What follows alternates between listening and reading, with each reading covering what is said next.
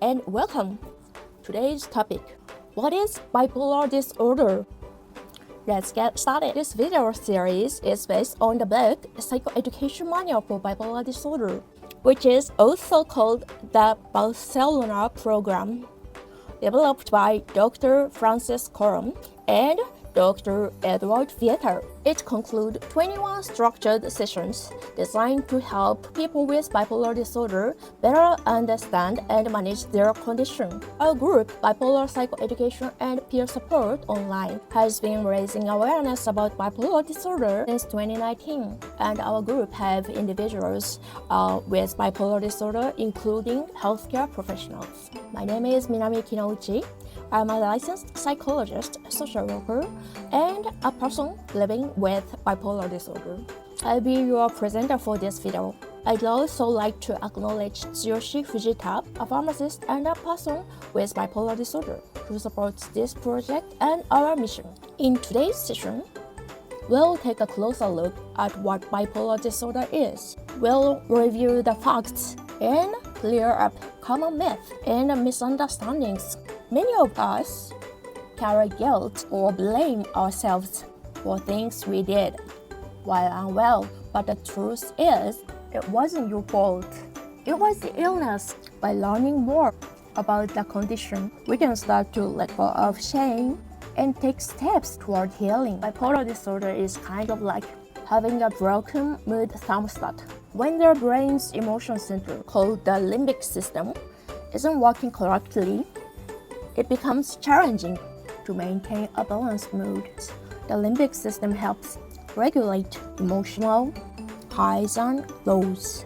When it's out of balance, we might swing between emotional highs and lows, even when the situation doesn't call for it. Sometimes we feel too much. Other times we might feel nothing at all. But this isn't because we are weak, overly sensitive, or dramatic. It's because the brain is struggling to regulate emotions the way it's supposed to. Many people with bipolar disorder face stigma, hurtful words that come from misunderstanding. Maybe you've heard things like, just tough it out, you're just being lazy, or you don't need meds. These kind of comments can be painful. They ignore the reality of the illness, and they can lead us to doubt ourselves. Maybe someone's even said, just snap out of it, but it's not that simple.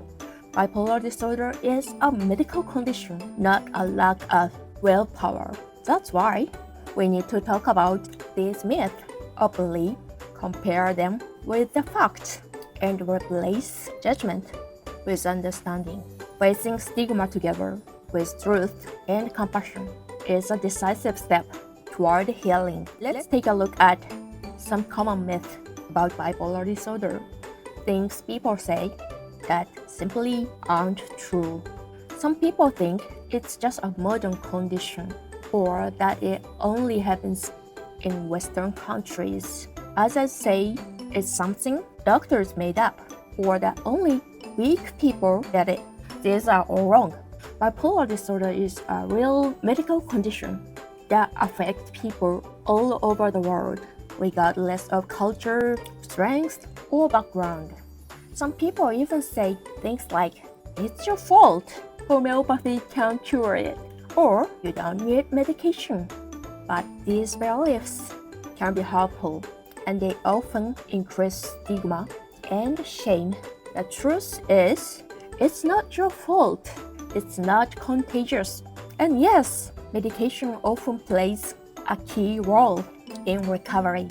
By understanding what's true and what's not, we can start to replace shame with support and misinformation with compassion. Let's talk about the mood charts. If you start tracking your mood day by day on a graph or in a notebook, you may begin to see a pattern. Ups toward mania, downs into depression, and periods in between. On the graph, the y-axis shows your mood, ranging from depression to mania. The x-axis shows time, measured in days, weeks, or even months, By charting your mood over time, you can gain a better understanding of how your symptoms evolve. This makes it easier to notice early warning signs, so you or the people around you can take action before things get worse. In short, understanding your mood pattern helps you regain some control over your emotions. We'll explain how to use it in more detail in Unit 6, so stay tuned. Bipolar disorder has real biological causes. It's not just in your head or something you can wish away. Brain chemicals known as neurotransmitters, including dopamine, serotonin, norepinephrine, acetylcholine, play a role. Hormones, especially thyroid hormones, can also affect mood.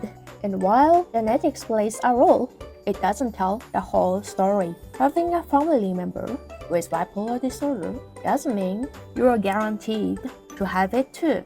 In short, this is a genuine medical condition with a solid scientific basis, understanding that can help shift blame away from yourself and focus on healing. Bipolar disorder is a chronic condition, which means it doesn't just go away. But that doesn't mean your life is over.